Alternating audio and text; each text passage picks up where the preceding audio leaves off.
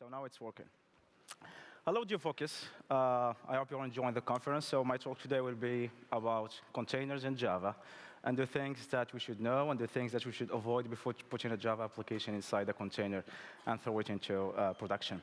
So before diving into the presentation, I just want to know the audience here. So just a quick show of hands. How many of you are using containers, like just playing with them? OK, so this kind, fine, 100%. And how many of you are using Java and containers? OK, that's cool, 95%. In production? Let's see, 70%. What orchestration tool are you using? Probably Kubernetes? OK, so the others, are you just deploying containers directly with no like orchestration tool? Swarm, probably? OK. And how many of you agree with this statement? So yeah, how many? No one? Wow. OK. So yeah, a quick introduction about me. I'm Mohammed. I work for a DevOps company in Morocco called XHub. And I'm pretty active on Twitter. So if you have any question and want to discuss anything related to Java and containers, I'll be more than happy to do that. And so my talk today will highlight the story of a Java developer called Farouk. And Farouk is a Java developer who has been working with Java for a couple of years. And he truly believes in the power and limit of code. However, he started hearing about this new technology called containers. It's relatively new. And he wants to start playing with it, see what features it offers, and what limitations it comes with. So my talk today will basically highlight its story, starting with somehow the philosophical question, is it a good idea to put a Java application inside a container? We will discuss afterward how to create effective Java images that are both smaller, faster, and secure. We will see some tools and libraries that make working with Java and containers a lot more fun. And finally, and also we will discuss the things that we should know and the things that we should avoid before putting a Java application into production. In an image, in a container, and deploy it into production. And finally, we will discuss all the features that has been added to Java to make it more container-aware. So you probably know that containers are now everywhere. And they are used for a wide range of applications, from small serverless applications to huge monolith enterprise applications. And that's because containers offer a great number of benefits. So they make it really easy to deploy application with a standardized artifact. They make it easy to scale application up and down as well. They advocate the use of microservice architecture and decoupled architecture. They encourage the use of what we call immutable infrastructure, which means that when an artifact is created, it cannot be modified via user manipulation, and it go beyond that to use declarative configuration. So the majority, if not to say all orchestration tools like Kubernetes use a file as a configuration, which is probably YAML. By the way, who hates YAML here? Really? Just 5%? OK. And so the YAML configuration describes the desired state, and it's the job of the orchestration tool to match the desired state with the real world that we want. And one of the nice features of containers is it optimizes the resources optimization. And that's because of the lightweight isolation that containers offers, which allow more dense packing. And containers also have a rich ecosystem with many tools and libraries and frameworks that make working with them a lot more fun. And the backbone technology behind containers, and you probably know that, are basically two things, namespaces and cgroups. So very briefly, namespaces are used for providing different isolated view on the system. So each process will have its own view on different namespaces, like process ID, network ID, user ID, and so on. Cgroups, on the other hand, let us implement limiting and measuring for the resources that can be used by a process. So in cgroups, each subsystem, which is memory, CPU, network I/O, block I/O. So each subsystem form a tree structure or a hierarchy of nodes, and each process belongs to one node and one node only in each hierarchy. So given a process, it will belong to one node for CPU, one node for memory, one node for network I/O, and one node for block I/O. So if you think about it, initially, when the system boot, there is one node. One big node, the root node. And the first processes belongs to this node.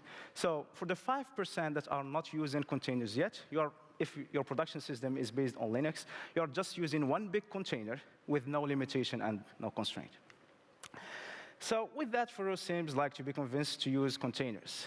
But he asked himself, is it actually a good idea to use a Java application in a container? Especially that the JVM offers by itself a great number of benefits. The JVM is hardware and OS agnostic, and it's runtime adaptive, which means that the JVM will try to tune itself and adapt itself to ensure the best performance on the execution platform or environment. However, Farouz decided to give it a try, and after reading a couple of tutorials, he came up with this Docker file. So let's be honest here. This is not the best Docker file you can write with a Java application, but it works. And he built it, he ran it, and everything is working like magic. But then Farouz asked himself, what characteristic my container should have to be a production ready? And for that, the answer is basically three simple things. I need a good base image that contains my runtime dependencies that my application needs to run. I need my container image, my production image, to be as small as possible. And finally, I need my container to have a fast startup. And first things first, when we talk about a good base image, in the context of Java, we are talking about the GERE or the JVM itself. And it has been like, in the past couple of months, a huge discussion in the Java community, especially after the new release cadence from the Java community and the new licensing from Oracle. But Java is still free, and there are many providers offering it for free. And if you need support, there are many providers that can offer that as well. And as Dr. Venkat says, there is no such thing as end of life if you have enough money. So that was the first thing. The second thing we need from our container image is to have a small size. And for that, there are a couple of techniques that can be followed from both the Java side and the Docker side. So from the Java side, there is a feature introduced back in Java 9, which is Java modularity, which enables us to tailor the JVM to select only the modules that we need during runtime. And it enables us also to build our own custom GERE, putting the JVM in a string type. Also, techniques like code refactoring and code review helps you reduce the overall logic complexity, the overall lines of code, and helps to detect if we are using a whole dependency for just a small utility function. And talking about dependencies, there are tools available both in the JDK itself, like GDEBs, and plugins in both Maven and Gradle that enables us to detect what are the dependencies that we are effectively using during runtime, and what are the zombie dependencies that are just sitting there and we are not using them during runtime. So that was from the Java side. From the Docker side, there are a couple of steps that can be followed to achieve or to generate a small image, starting with using a small base image. And the smaller your base image is, the smaller your final image will be. Also, understanding the concepts of layers and caching in Docker helps you reduce the image size. And generally speaking, is it a good idea to combine your related comments in your Docker file and separate the unrelated comments? Also, cleaning up right away. And while working with Docker file, is it kind of general practice to download an archive, extract the files in the archive, move the files maybe in another directory, and then forgot to remove this archive. So removing this kind of files, as well as some caching directories and some log directories, some temporary directories, helps you reduce the size of your image. Also, understanding the build context and using Docker ignore helps you reduce the size of your image. And depending on your application, you may want to ignore some kind of files and directories, like the .git directory, some log directories, some temporary directories. And one nice side effect of using Docker ignore is it helps to speed up the build process, since the context, what we call the context, which are the files that are sent from the Docker CLI to the Docker daemon, are smaller. Also, using multi-stage build. And this is a feature introduced a couple of years back in Dockerfile. And it helps to separate the build stage or stages from your production stage, keeping your production stage clean without the unnecessary build dependencies. Another important decision you need to make while building your image is a build versus bootstrap. Either to integrate the assets during the build step, or postpone their integration and downloading them from somewhere during runtime. And the ultimate answer for this depends on each and every application and each architecture. Also, there are some tools like Docker Squash and Docker Slim that helps you reduce the size of your image, and it's basically squash the layers of your image in order to generate another image with fewer layers while keeping the image working exactly the same. And there is an experimental option in Docker BuildKit, which does that squash, which does exactly the same thing. And while we mentioned Alpine, while we mentioned using a smaller base image, one Linux distribution comes to mind, which is Alpine. And Alpine is a very lightweight Linux distribution. Its size is it's almost 3 megs. And it's based on Muscle, libc, and BusyBox. So very briefly, BusyBox combines tiny versions of common Unix utilities into one single executable, while Muscle is an implementation of libc as the standard C library. And this is basically the standardized interface between the user land and the kernel. But there is one big difference between Alpine and other common Linux distributions that we are familiar with, which is those other common Linux distributions are based on glibc, which means that a C and C++ code that is compiled with glibc will not work on Muscle, and vice versa. And you may be wondering why we are talking about a C++ code in the middle of a Java session.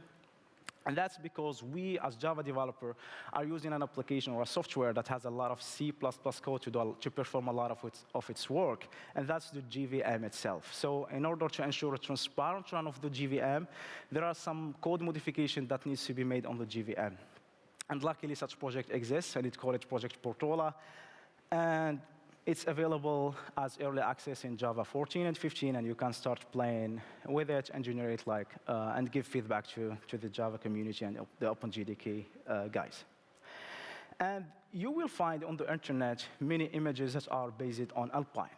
And like the OpenJDK images, basically the Java 8.1. What these guys are doing, they are basically adding glibc Alpine package on top of Alpine. They are not using Project Portola or any muscle port of the JVM. And this slide shows clearly the impact of using a small base image on the overall size of your image. And the winner clearly is the OpenJDK G-area image based on Alpine of Java 8, followed by 2 other images of Java 8 and Java 11 coming from Google Cloud Registry. And those images are part of a cool project from Google called Distroless Container Images. And this project aims to generate images that contain only your application and its runtime dependencies, restricting what's inside your application to inside your image to exactly what application needs to perform its function. So these images are built using Google Bazel tool. They support multiple languages, including Java, of course. And one nice thing about this project is the base image they are using is a lightweight Linux distribution. Its size is 16 megs, and it's based on glibc, which can be considered as a nice alternative to Alpine. And someone would ask, why should I care about making the size of my images smaller? And the short answer is basically the smaller is better. And the long answer is everything in your container is something that the provenance need to be tracked and need to be scanned for vulnerabilities. Also, each time you are pushing or pulling your container, you are incurring expenses in terms of time and data transfer costs. And finally, the smaller image is, the fewer components it contains, the smaller the service attack. And finally, the third thing we need from our production container is to have a fast startup. And there is a common belief that the JVM has a slow startup because it performs a lot of things, as we will see in a minute. But the Java community is aware of that, and the Java community did an amazing job to make the startup of your JVM application a lot more shorter. And the easiest way to benefit from all of that is to start using the latest version of Java, at least Java 11, as it has the fastest startup compared to Java 9 and Java 11. Other techniques exist as well, like class data sharing, ahead of time compilation, and a cool project from Oracle Labs called GraalVM, and we'll see that in action. OK, so I have a small niche project here, which is basically a simple project that whenever it receives a request, it prints hello world. It should be here. Yeah. whenever it receives a request, it returns hello words. And my goal here is first to measure the startup time of my application. So once the server starts, I exit the application. This is not safe for work, but yeah, it's just for demo purposes. And my project here contains many branches, and each branch represents a feature that I want either to measure the size of my image or the startup time of my image. And my master branch is simply running my application with no optimization and no tips or no tricks to optimize the size of the image or the startup time, just using OpenJDK 13, Java 13 to run my images. And the first feature we can discuss is using CDS to to improve the startup time of our application. And before executing a class bytecode, the JVM does a lot of preparatory steps. So given a class name, it looks for this class on the jar file, it loads it, it verifies the bytecode, and there it saves it in a class data. It saves it, it puts it into an internal data structure. And the thing is, this takes some time, and it is most noticeable when the JVM needs to run this for hundreds or even thousands of class files. And the other thing is, if the class or if the code in the jar does not change, the JVM needs to perform the same exact preparatory step to generate the same exact class data. And here comes the class data sharing. And the idea here is to generate this data once, dump it into an archive, and then reuse it for future launches. And then they can generate this class, share this class data between multiple JVM instances and multiple containers.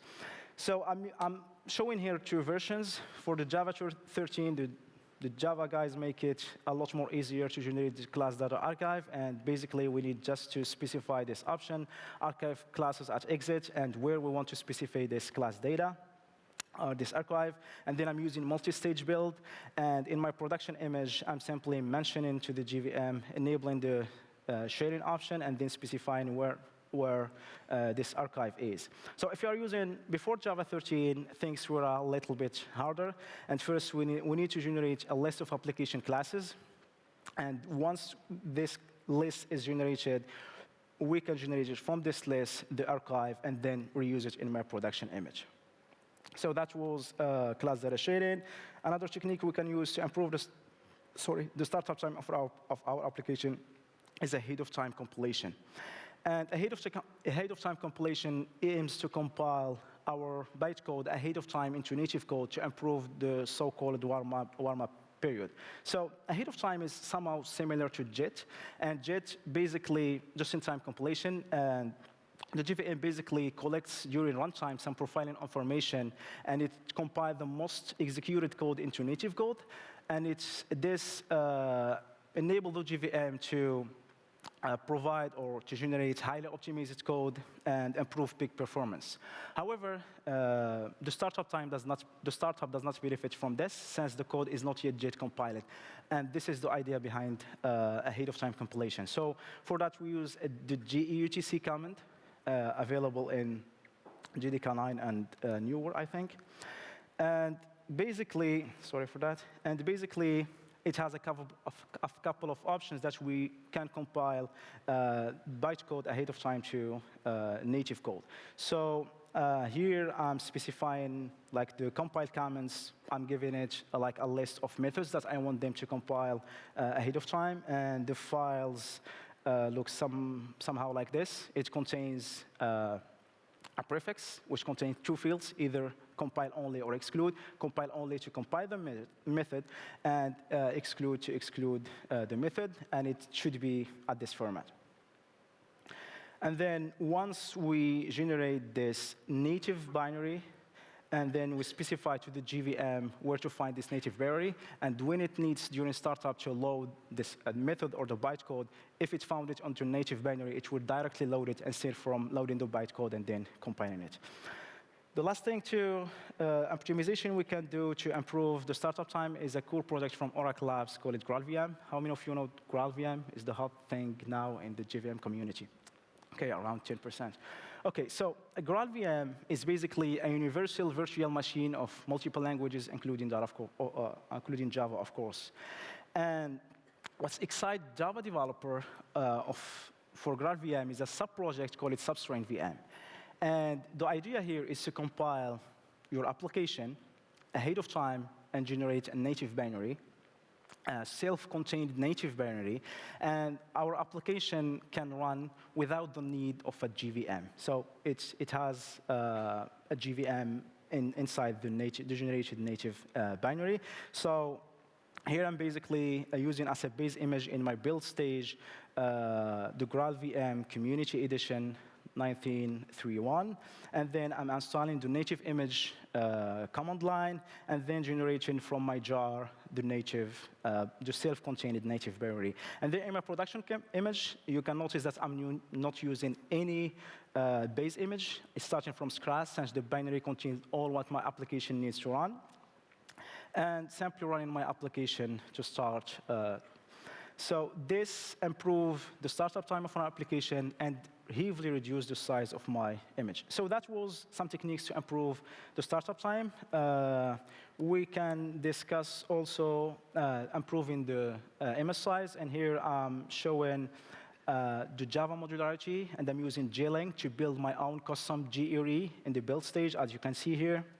So I'm JLink, and a lot of options to optimize them, to have the modules, and then removing some stuff that I don't need during runtime. And then I'm using the Distroless base image and running my application in my production stage. We can use also Alpine as the early access. I'm basically using Alpine here, downloading the early access of Java 14 for Alpine, and doing the same thing, generating my custom GRE here, and then in my production image, using Alpine to run my application. So if I go back to my master branch, I have a small benchmarking script here, which basically run all the images, and they measure the startup time of each container, and it measures also the size of the image. So if I run this benchmarking script, we will generate something. It will generate something like this. So for the plain image, which is my master branch with no optimization whatsoever to my application, the size looks something like 350 megs. Using modularity, with Distroless image, we make it down to 60, and we have seen here a huge improvement with Alpine, since the base image of Alpine is much smaller than the base image of Distroless. And we can see here that using GraalVM, the size of our application, since it's the self-contained native binary contains everything, the size is really small. Also, improving the startup time with ahead of time compilation and class data sharing, we notice some improvement comparing to the plain image. And using GraalVM, the results are kind of unbelievable for a Java application. So yeah, I'm going back to my slides, and for the second part of my presentation, we know that containers changed the way we develop, architect, and deploy our application, and becomes what we call the executables of the cloud. However, my friend Faro still think that containers added kind of a layer of abstraction. So now we need to generate the jar or our archive, is it either a jar or a var, and then we need to generate the image, and then we have to deploy our image somewhere. And I was wondering if there are some tools, and we can use the same good old tools that we are familiar with as Java developer to generate this new unit of deployment. And luckily, such projects exist in both Maven and Gradle. So if you are using Maven, the easiest way to achieve that is to inject Docker commands into Maven lifecycle using Maven exec. However, this solution is not so elegant. And other more sophisticated plugins exist, like the one from Spotify, Dockerfile Maven plugin, which does basically two things. So it build or generate your container image and then push it into a registry. Another more sophisticated, more robust plugin exists from the Red Hat folks, which is the Fabric H Maven plugin, which does a lot of things. It builds your image, push it into a registry. You can view the logs, generate volumes, and create networks and a lot of stuff. If you're using Gradle, a lot of plugins exist as well that enables you to make working with containers and generate them a lot more easier for Java developers. Another core project would take a different approach is Jibe. And Jibe is an open source Java project from Google. And it supports both Maven and Gradle. And it enables us to build our image without the need of a Docker file and without the need even for Docker daemon to be installed in our machine. And what Jibe basically does is something similar to what's in this Docker file. So Jibe doesn't use any Docker file, but if it did, it will look something like this.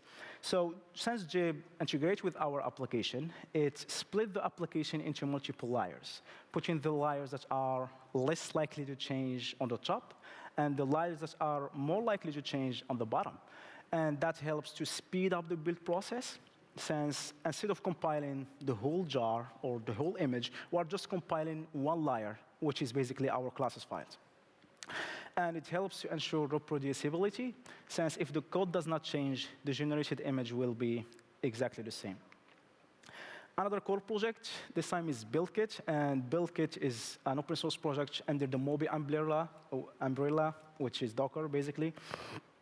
And it aims to solve a lot of problems we are facing with the current Docker builder, and it's meant to become the next generation backend implementation for the Docker builder.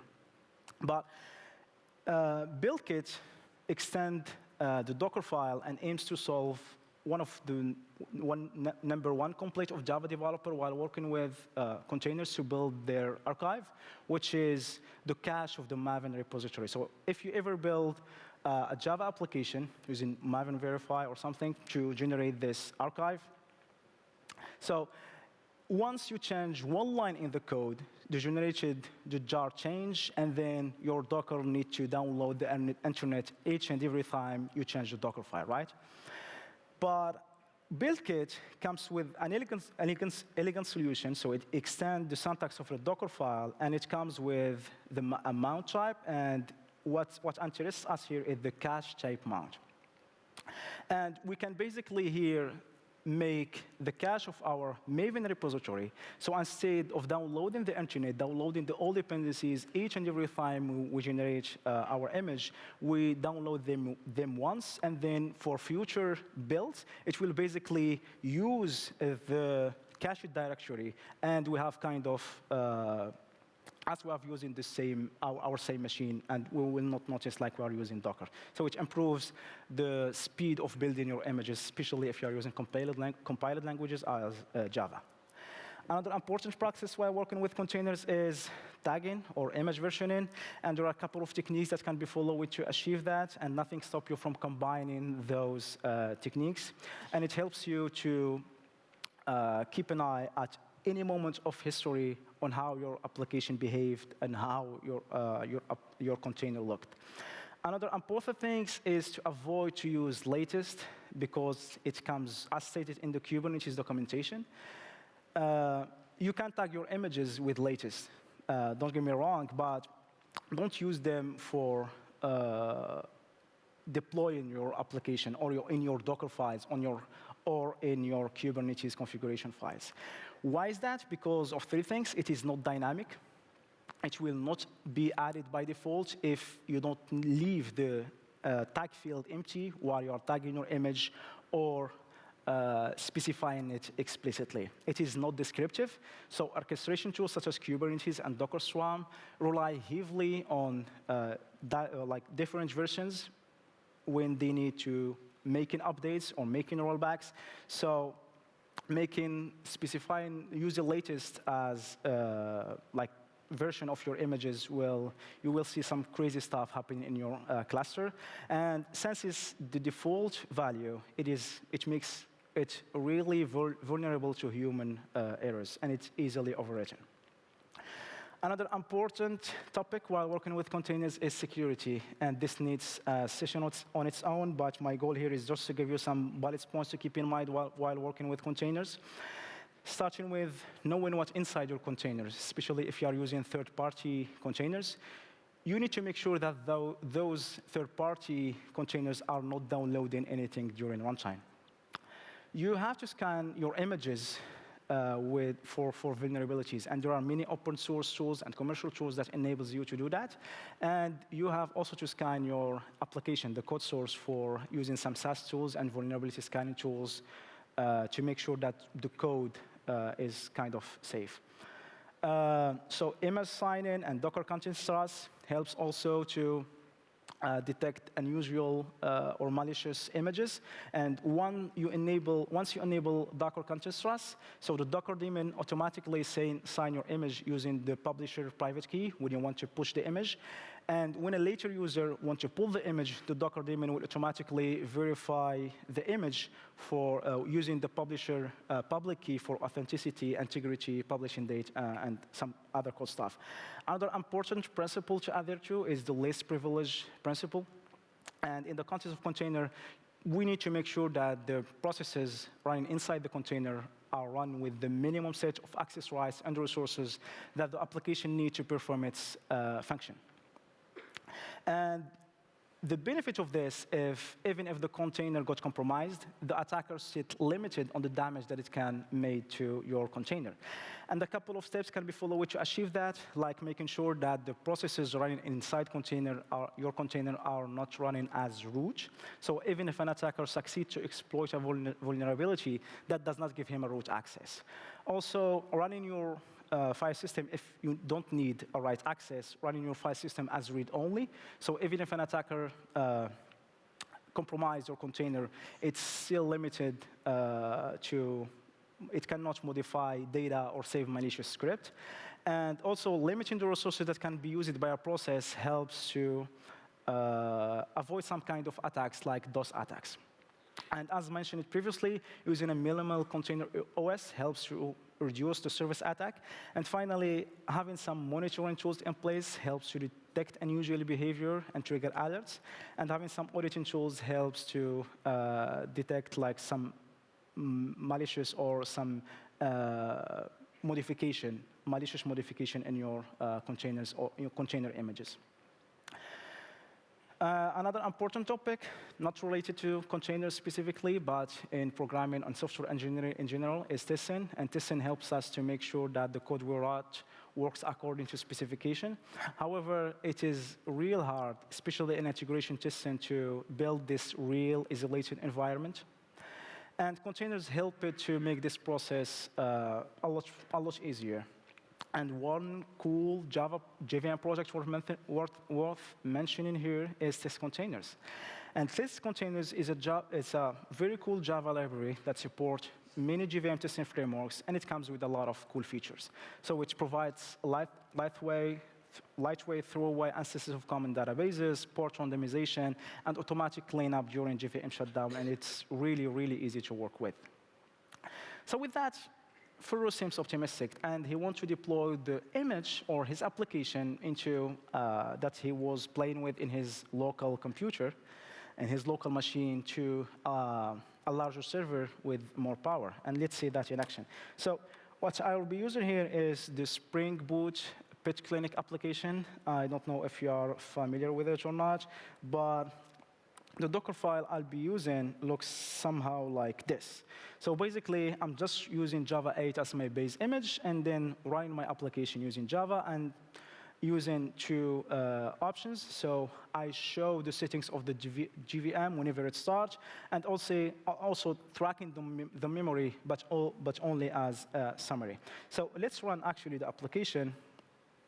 So if we run the application, I don't need anything from this. I just need to export the port to 8080. OK, and then I can run my application.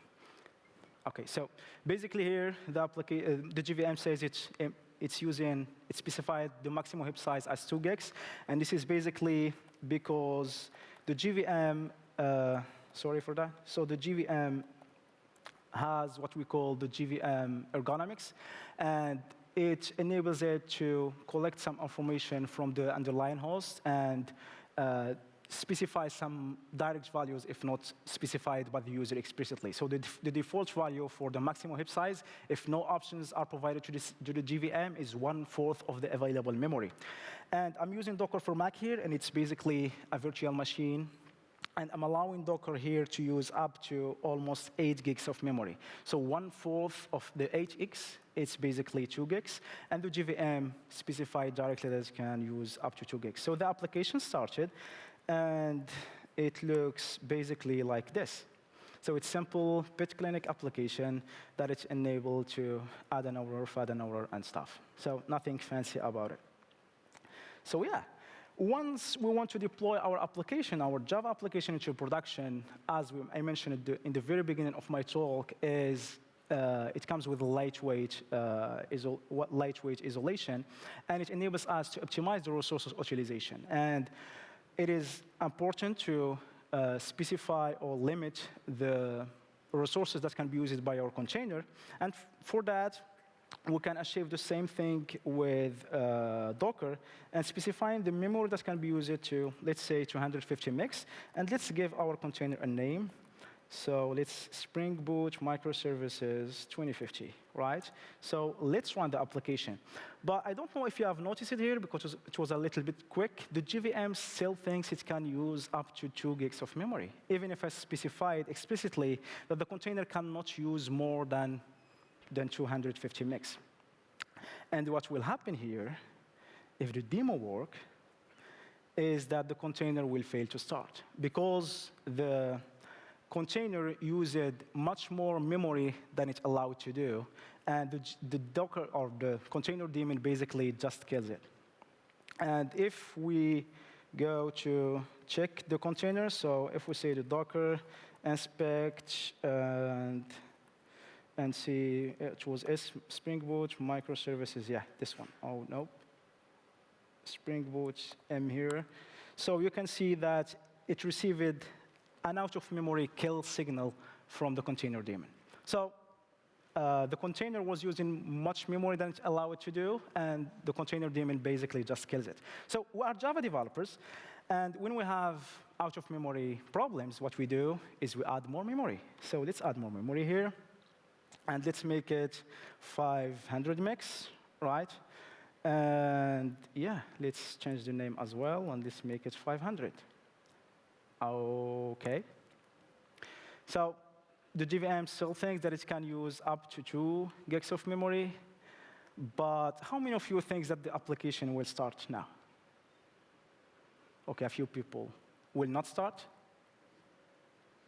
OK, a lot more people. Who doesn't care? OK, so weirdly, the application will manage somehow to start. And Furu don't understand what happened, and he wants to dig deeper and to track how the JVM uses its memory. And for that, there is a cool command available in the JVM, which is gcommand. And gcommand enables me to send diagnostic requests to the JVM and ask it about a lot of things: Java flight recorder, how the JVM uses its memory, some processes and stuff. And here I'm specifying the process, which is, because I'm using container, there is few processes, and I know my application is running on process 1. I'm asking the JVM about the native memory and how the JVM is using its memory, and I'm specifying the size or the scale to megabytes. So when I receive the request, you can see here that the JVM is using more than 500 megs than I specified earlier. And the short answer to this remark is that my application is actually swapping. And it's using swap. And to disable swap, normally we do that on the host level, right? But we can simulate the same with Docker comments using the memory swap options. And to disable swap, we simply specify the same amount of memory as the memory. So let's call it now swap. And now, if I run my application, how many of you think this This time will not start.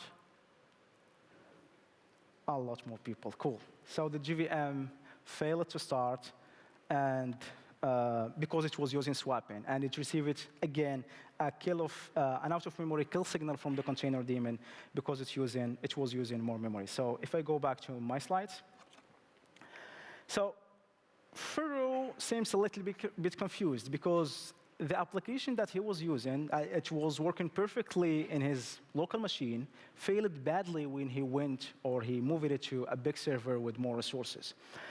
And the first part of the answer comes from history. So the containerization movement started back in 2000 with FreeBSD jails and Solaris zones.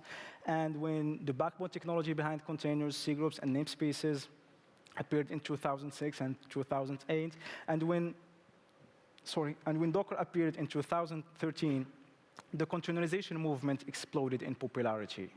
However, Java was here since 1997. And when Docker appeared in 2013, Java 7 was already out, and the work on Java 8 already started, which explains somehow why the JVM is not container aware. Another part of the question, which I mentioned briefly on the demo, is the JVM ergonomics. And I mentioned that based on some information the JVM collects from the underlying hardware, the JVM sets by default some values, and it does that to ensure the best performance on the execution environment. So this is how the JVM uses its memory, and it specifies by default the initial heap size to 1/64 of the available memory and the 1/4 of the available memory as the maximum heap size. But this nice feature of the JVM, which is the JVM ergonomics, turns to be a nightmare if the JVM fails to collect these values from the good places or it gets these values wrong. We saw an example with the memory, but the same thing could happen with the CPU. And this will impact the internal threading of the JVM. It will impact some popular API that we are familiar with, like the fork join API and the stream API, and it will impact many Java applications out there. So the issue is now that the Java community started the work to make the JVM more container aware. However, if you are using Java 8 update 121 or before, as the one I was using in my demo, there is absolutely no way to make the JVM container aware. And you need to specify explicitly the options to the JVM, or there is a trick from the Fabric 8 community, what they did basically is they collect the value from the C groups, from the limitations in the container, and they calculate the good values, and they provide it directly to the JVM. So this is a startup script, a nice hack, kind of, from the Fabric 8 community. So the work started, and the first results come to appear in Java 9 with experimental options that to calculate the memory, and good luck convincing your manager to use an experimental option in production, and some options to calculate the number of CPU. In Java 10, more fine-grained options has been added to specify the amount of memory that the JVM can be used, and also a new formula has been introduced to calculate the total number of CPU that the JVM can use. And we can explicitly mention, using the active processor count, the number of processors that the JVM can use internally. In Java 10, a lot more, we continue making the JVM more and more container aware. So basically, they removed the experimental options that came with Java 9. We saw the introduction of container metrics and a new option, which is preferred container quota for CPU count, which tried to fix an underutilization issue that appeared with Kubernetes with the old formula introduced in Java 10. In Java 12 and Java 13, the effort was to make the Java flight recorder more container aware. The effort continue with Java 14 and Java 15, and the effort is to be container aware with the new version of C groups, which is V2. And there are more efforts in the future to make the JVM more and more container aware. Finally, it's never a good idea to deploy your application into production without having monitoring tools in place. And with that, for the Java side, there are many tools available in the JDK itself and many open source and commercial tools to track how your application is doing. And from the Docker side, there are many tools and options and frameworks that enables you to track how your container is performing. So final word, is it actually a good idea to run a Java application into production? Yes, definitely. You will gain a lot. But keep in mind that the JVM is not really container aware. We have seen improvements with each version that comes of Java. But if you are using old version of Java, things are going to be a little bit hard. And the easiest way to benefit from all the efforts from the Java community is to start using the latest version of Java. Keep in mind that the Java community is super vibrant, super active, and you will never work alone, as the Liverpool guys say. So there are many tools and libraries that will make working with containers and Java applications a lot more fun. So with that, I thank you, and I'm ready to take any question if you have. Thank you.